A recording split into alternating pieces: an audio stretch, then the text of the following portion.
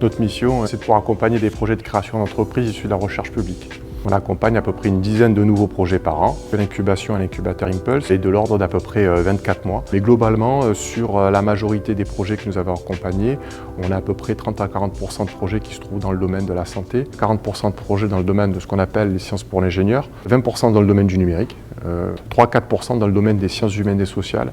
L'une des grandes forces essentiellement, c'est qu'on va pouvoir intervenir avant même la création. Ça veut dire qu'on va pouvoir entrer entre guillemets en incubation des projets de création d'entreprise sans que l'entreprise soit créée. On va pouvoir financer à hauteur de 30, 40, 50 000 euros des prestations utiles pour faire en sorte que le projet se transforme en entreprise. Et en plus de ça, il y a un véritable accompagnement qui se fait sur 2 ans avec des personnes qui ont vraiment l'habitude de traiter ce type de projet de création d'entreprise. On va aider les projets sur les différents dossiers qui les occupent, les dossiers fiscaux notamment, les dossiers financiers principalement. On les aide à monter les différentes demandes de financement auprès de la BPI par exemple, qui est un des partenaires avec lequel on travaille régulièrement, mais également les différents partenaires de l'écosystème local. On commence par recevoir les projets, les porteurs de projets, à discuter avec eux pour bien identifier quelles sont leurs activités, quels sont leurs besoins et vers où ils veulent aller. Et puis si l'ensemble des feux sont au vert relativement au cahier des charges de l'incubateur, on va accompagner le porteur de projet pour la mise en place des différents éléments liés au dossier d'entrée en incubation. Et ensuite, le porteur de projet va passer devant le comité de l'incubateur pour ensuite enchaîner avec une incubation. Pour la sélection des projets, on fonctionne avec des comités de sélection qui se tiennent à peu près 3 fois par an, dans lequel on va pouvoir intégrer une série de 4 à 5 projets par comité de sélection sur l'année. L'incubation, elle nous a permis, dans sa première année, d'arriver à un état de développement où on a une chaîne de prod qui est complètement développée et qui nous permet maintenant de produire en série.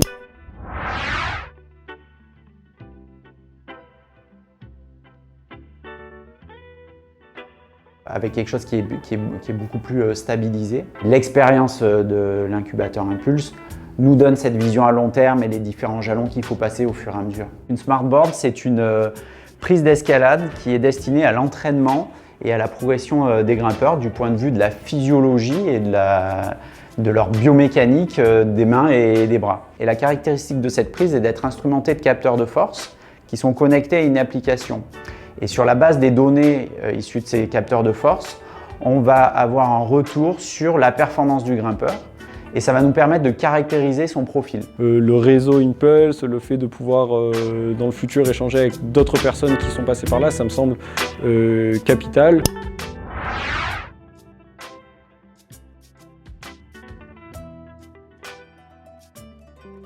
Romedex, c'est une société de prestation de services qui s'adresse aux médecins qui souhaitent faire des actes de médecine régénérative de proximité.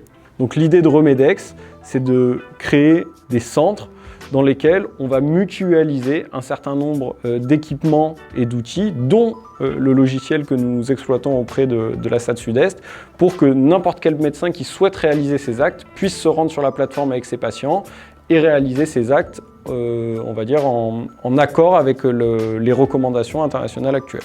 Depuis 2000, on a pu accompagner à peu près 206 projets de création d'entreprises qui ont donné lieu à la création de 175 entreprises innovantes sur le site et sur le territoire. C'est à peu près 1600-1700 emplois directs qui ont été créés, presque 3000 emplois indirects qui ont été créés au travers de ces créations d'entreprises. On a la chance à l'incubateur interuniversitaire Impulse d'avoir à peu près un projet sur 2 qui est lauréat au concours ILAB, anciennement CNACETI. Le taux de survie à peu près de l'ordre de 90% à 5 ans, donc ce qui est quand même assez notable. Et on arrive à peu près à convertir 80% des projets qu'on peut recevoir en entreprise. Je ne suis pas un dirigeant d'entreprise à la base.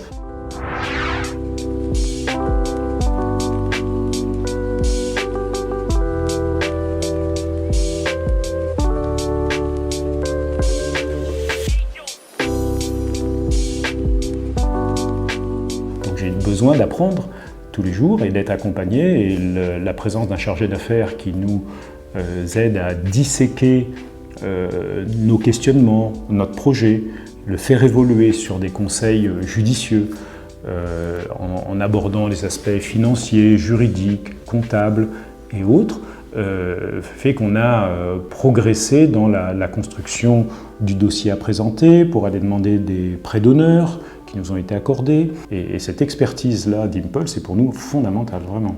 Une fois qu'on a bien cerné le projet, qu'on a bien compris quels étaient les différents enjeux du projet, bien évidemment certains projets rentrent dans le cadre du concours iLab et nous on va aider évidemment les porteurs de projets à monter le dossier, monter la partie à la fois technique mais les parties de présentation de l'entreprise notamment.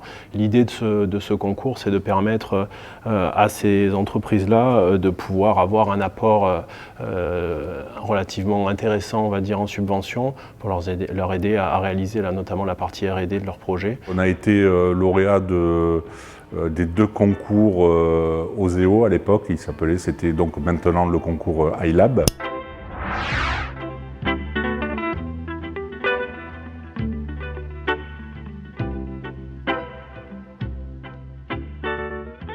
Pour réussir à décrocher ces concours, on a été quand même bien aidé et soutenu par l'incubateur qui nous a accompagnés pour monter les dossiers et être très pertinent, on va dire, pour concourir.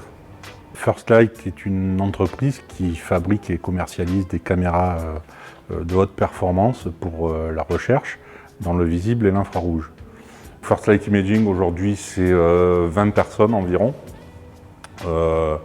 Et une croissance qui est continue depuis sa création. Le nouveau challenge, c'est de passer d'un modèle de start-up à un modèle d'industriel. Cumul à peu près des levées de fonds des entreprises qu'on a pu soutenir, accompagner, c'est à peu près à fin 2020, à peu près 312 millions d'euros.